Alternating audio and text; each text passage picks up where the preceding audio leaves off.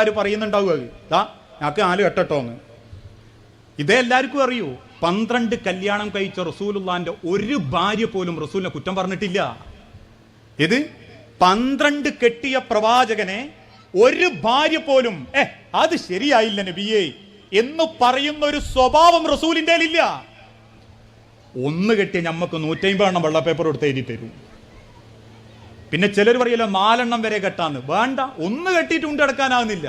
ഒരു നല്ല സ്വഭാവം ഒക്കെ കൊടുക്കാൻ പറ്റണില്ലെങ്കിൽ ഓനോട് പിന്നെ 2, 3 കെട്ടിക്കോളാനല്ല ഇസ്ലാം പറഞ്ഞത്. തൻ്റെ പെണ്ണിനോട് ഏറ്റവും നീതിയിൽ പ്രവർത്തിക്കുന്നവല്ലേ. ഒരിക്കൽ നബി സല്ലല്ലാഹു അലൈഹി വസല്ലം ഹഫ്സ ബീവിന്റെ വീട്ടിൽ നിന്ന് മധുരമുള്ളൊരു തേൻ മിക്സാക്കി എന്തോ ഒന്ന് കിട്ടി. ഉടനെ റസൂൽ അത് തിന്ന സമയത്ത് ഹഫ്സ ബീവിനോട് പറയും, ഹഫ്സ ആയിഷക്ക് കുറച്ച് തരുമോ? വേഗം ഹഫ്സ ബീവി ഒരു പാത്രത്തിൽ ഇട്ട് കൊടുക്കും. റസൂൽ ആയിഷ ബീവിന്റെ അടുത്തെന്ന് പറയും, ആയിഷ എനിക്ക് ഹഫ്സ തന്നതാ. ഹഫ്സ എന്ന പേര് കേട്ടതും ആയിഷ റളിയല്ലാഹു തആല അൻഹ ഒറ്റ തട്ട് കൊടുത്തിട്ട് പറഞ്ഞു, എനിക്കറിയാം നബിയെ, അല്ലെങ്കിൽ നിങ്ങൾക്ക് ആ കുള്ളത്തിനോട് ഇച്ചിരി ഇഷ്ടം കൂടുതലാ. അപ്പൊ റസൂൽ ഒന്നും മിണ്ടിയില്ല. കാരണം ഹഫ്സ റളിയല്ലാഹു തആല അൻഹ കുറച്ച് ഉയരക്കുറവുണ്ടായിരുന്നു. നബി കുനിഞ്ഞിരുന്ന് ആ പൊട്ടിപ്പോയ പാത്രങ്ങൾ ഇങ്ങനെ എടുത്തു വെക്കുമ്പോൾ ആയിഷ ബീവിക്ക് ഭയങ്കര സങ്കടം. ആയിഷ ബീവി ഓടി വന്ന് ചോദിക്കും, റസൂലേ നിങ്ങൾക്കൊന്നിന്നെ ചീത്ത പറഞ്ഞുകൂടായിനോ?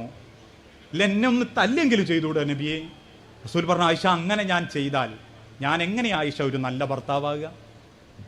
എന്നിട്ട് റസൂൽ ഇങ്ങനെ എഴുന്നേറ്റ് നടക്കുമ്പോൾ പറയും, ആയിഷ ഈ പൊട്ടിപ്പോയ പാത്രം ഹഫ്സൻ്റെതാ, അത് ഓള് ക്ഷമിക്കും. പക്ഷെ നീ നശിപ്പിച്ച ഭക്ഷണം അതിൻ്റെ കണക്ക് പടച്ചവനോട് ഇങ്ങി പറഞ്ഞിട്ടോ ആയിഷ ഞാൻ ഏറ്റെടുക്കൂല. ആയിഷ ബീവി വീണ്ടും പൊട്ടിക്കരഞ്ഞു. എന്നിട്ട് ഇങ്ങനെ തിരിഞ്ഞെന്ന് റസൂൽ പറയും, കരയാനല്ല ആയിഷ, നീ ആ വിളിച്ച വാക്കിന്റെ പേരിൽ വരുന്ന കുറ്റവും ഇങ്ങ് ഏറ്റെടുക്കണം. കുള്ളത്തിന്ന് വിളിച്ചല്ലോ, ആ കുള്ളത്തി എന്ന വാക്ക് കടലിൽ കലക്കിയാൽ കടലും കടലിലുള്ള സർവ്വതും നശിച്ചു പോയിരുന്നു ആയിഷ. ആ 2 കുറ്റം നിനക്ക് മാത്രമാണ് ആയിഷ, ഞാൻ ഏറ്റെടുക്കൂല. റസൂലുള്ള ഉപദേശിക്കുകയും ചെയ്ത് മാന്യമായിട്ട് പറയുകയും ചെയ്ത്. ഒരാണിന് ഒരു പെണ്ണിന് ആ രീതിയിലുള്ളതാണ് ഇസ്ലാം മുന്നോട്ട് വെക്കുന്നത്. നിങ്ങൾ ആലോചിച്ച് നോക്കൂ, അള്ളാന്റെ പ്രവാചകന്റെ അരികിൽ വന്ന ആയിഷ ബീവി ഒരിക്കൽ പറഞ്ഞു, നബിയെ വീട്ടിലിരുന്നു മടുത്തു. റസൂൽ എന്നാവാ നമുക്ക് ആയുധാഭ്യാസം കാണാം. എത്യോപ്യക്കാർ അഭ്യാസ പ്രകടനം കാണിക്കുമ്പോൾ റസൂൽ മറിഞ്ഞു നിന്നിട്ട് പറഞ്ഞു, ആയിഷ കണ്ടോ? ആയിഷ ബീബി റസൂലിന്റെ തോളത്ത് ഇങ്ങനെ താടി അമർത്തി വെച്ച് കുറേ കാണും. റസൂലിന് തോളിങ്ങനെ വേദനിക്കും. അപ്പൊ റസൂൽ ചോദിക്കും, ആയിഷ മതിയോ? ആയിഷ ബീബി പിന്നീട് പറഞ്ഞു, റസൂലിന് എന്നോട് എത്ര ഇഷ്ടമുണ്ട് എന്ന് അറിയാൻ വേണ്ടി ഞാൻ വീണ്ടും ഞാൻ താടി അമർത്തി റസൂലിന്റെ തോള് വേദനയാക്കാൻ തുടങ്ങി. മണിക്കൂറുകൾ നിന്നിട്ടും തോളം നനക്കാതെ റസൂൽ അവിടെ അന്ന് എനിക്ക് മനസ്സിലായി എൻ്റെ ഹബീബ് എത്രമാത്രം എന്നെ സ്നേഹിക്കുന്നുണ്ട്. ആലോചിച്ച് നോക്കൂ. എന്നാൽ അതേ സ്ഥാനത്ത് നമ്മളെ ഇന്നത്തെ സാഹചര്യത്തിൽ ചില ഷോപ്പിലൊക്കെ പോകുമ്പോൾ കാണല്ലേ, ഭാര്യൻ്റെ കൂടെ ഭർത്താവും 2 ആളൂടെ വരുമോ, ഒന്നെടുത്തിട്ട് 2ാമത്തേന് നോക്കുമ്പോൾ തന്നെ പിടയ്ക്കുന്നത് കാണാം. 3ാമത്തെ ആകുമ്പോഴേക്ക് കണ്ണുരുട്ടില്, 4ാമത്തെ ഉള്ളത് ഏതെങ്കിലും ഒന്ന് എടുത്തു പോരും. കൂടെ നിന്ന് സഹകരിക്കാത്തവര്, ഒരു സമാധാനം കൊടുക്കാത്തവർ. ഞാൻ നാളെ ഒരു കുടുംബത്തിൽ ഒരു പ്രശ്നം ഉണ്ട് എന്ന് കേട്ടിട്ട് ചർച്ച ചെയ്യാൻ പോയപ്പോൾ കുടുംബത്തിലെ അമ്മ പറയാണ്, ആ കുട്ടിക്ക് കുട്ടിക്കളി മാറിയില്ല. ഞാൻ ചോദിച്ചു, അതെന്താ അങ്ങനെ? അല്ല, ഓൻ വണ്ടി ഷാട്ടാക്കുമ്പോഴേക്ക് ഓൾ ഓടിപ്പോയി പറയുന്നത് കാണാം, നിങ്ങൾ നെല്ലിക്കപ്പലിട്ട് കൊണ്ടുവരണേ, മാങ്ങപ്പലിട്ട് കൊണ്ടുവരണേ. അതൊക്കെ ഒരു പുരയിലിരിക്കുന്ന പെണ്ണിൻ്റെ സ്വപ്ന. ആഴ്ചയിൽ 6 ദിവസവും പുറത്തുള്ള ഞമ്മക്ക് വലിയ മുഹബത്ത് തോന്നൂല. പക്ഷെ വീട്ടിലിരിക്കുന്ന പെണ്ണിൻ്റെ ഒരു ആഗ്രഹം അത് ഇടയ്ക്ക് അങ്ങനത്തെ എന്തെങ്കിലുമൊക്കെ ഒന്ന് തിന്നണം എന്നുള്ള പൂതി. കാരണം നമ്മളെപ്പോലെ ഓളും സ്കൂളിൽ പഠിച്ചതാ, ഓളും പുളിയച്ചാറൊക്കെ തിന്നതാ, ഓളും ഉപ്പിലിട്ടതൊക്കെ തിന്നതാ. ആ തിരിച്ചറിവാണ് കുടുംബത്തിലെ പ്രണയം. അല്ലാണ്ട് കുടുംബത്തിലെ ദീന് എന്ന് പറഞ്ഞാൽ നിസ്കരിക്കുക, നോമ്പ് നോൽക്കുക, ഇത് മാത്രമല്ല. അത്രേ ഉള്ളൂ ചിലർക്ക് ദീന് എന്ന് പറഞ്ഞാൽ. നല്ല ദീനി കുടുംബ, പക്ഷെ ആ പോരയിൽ ഒരു സമാധാനം ഉണ്ടാവില്ല, ഒരു ചിരി, ഒരു തമാശ, ഇതൊന്നും ഉണ്ടാവില്ല. ദീനി കുടുംബ എന്നാ പറയുക. എന്താ ദീനി കുടുംബമാണുള്ള കാരണം? വാപ്പ നേരെ പള്ളിയിൽ പോകുന്നു, നിസ്കരിച്ചു വരുന്നു, മൂപ്പര് പോകുന്നു വരുന്നു, ഉമ്മ കുപ്പായെടുത്തെടുക്ക് നിസ്കരിക്കുന്നു, നിസ്കാരത്തുനിന്ന് സലാം വീട്ടുന്നു, ഖുർആൻ ഓതുന്നു. ഇത്രേ ഉള്ളൂ. ഭക്ഷണം കഴിക്കുമ്പോൾ പോലും 4 വർത്താനം തമാശ പറഞ്ഞ അങ്ങനെയല്ല ഇസ്ലാം.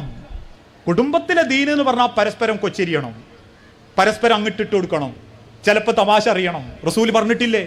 അള്ളാന്റെ റസൂൽ ഓട്ട മത്സരം നടത്തിയിട്ടില്ലേ? ഇന്ന് 40 വയസ്സ് കഴിഞ്ഞ് മൂത്തോളെ കെട്ടിച്ച പിന്നെ വാപ്പയും ഇമ്മയുടെയും വിചാരം ഞാള് വയസ്സന്മാരായി. ആ വയസ്സന്മാരാന്നുള്ള ബോധത്തിൽ നടക്കുന്ന വാപ്പാരുമാരുണ്ട്.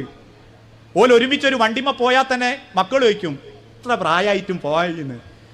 95 വയസ്സ് വരെ കമിതാക്കൾ തന്നെയാ.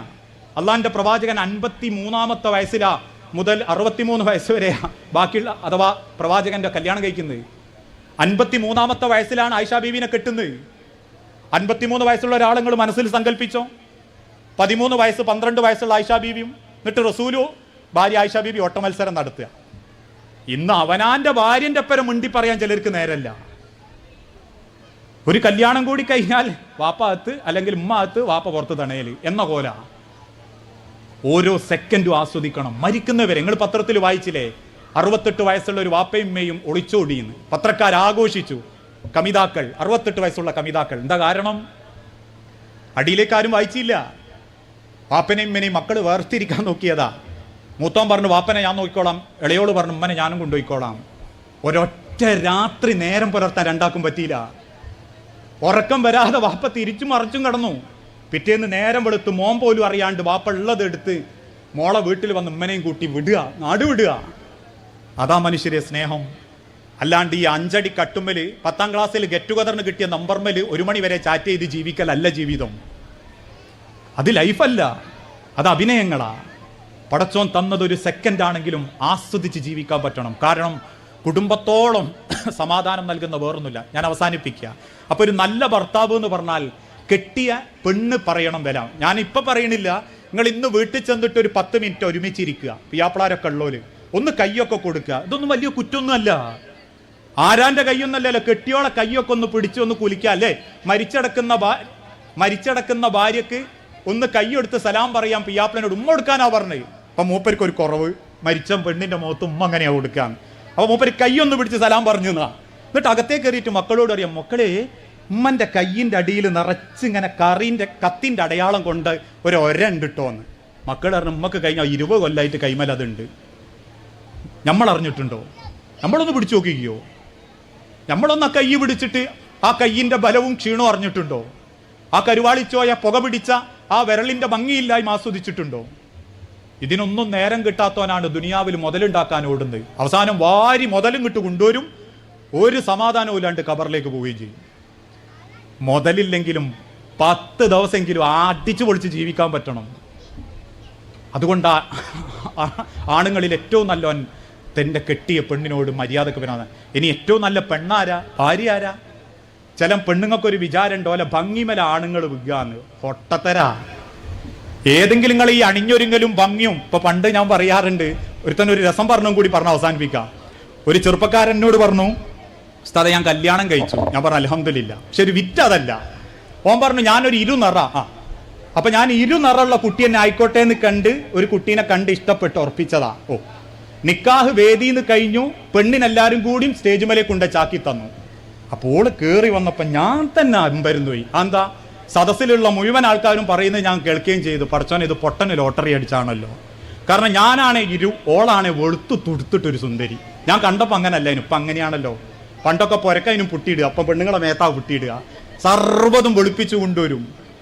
അവസാനം പിറ്റേന്ന് രാവിലെ കുളിച്ചപ്പോൾ ഓൻ്റെ കൂട്ടുകാരെന്നെ പറഞ്ഞോലെ ഓളെ വീട്ടുകാരെന്നെ പറ്റിച്ചതാണ് എന്ന് പറഞ്ഞാൽ ആ അവസ്ഥയിലായിന്ന്. അപ്പം നമ്മൾ വിചാരിക്കേണ്ട നമ്മളെ ഈ തൊലിവെളുപ്പിലാണ് ഭംഗിയെന്ന് അല്ല.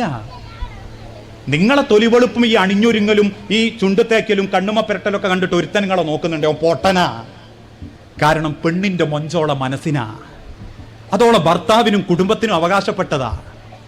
നെഞ്ചും വിരിച്ച് കുടുംബം പോറ്റാൻ ഒരു പെണ്ണ് ഭർത്താവിന്റെ കൂടെ നിന്നാലുണ്ടല്ലോ, ദുനിയാവിലെ മുഴുവൻ മലക്കുകളും ഓളെ മുൻപിൽ നിൽക്കുന്ന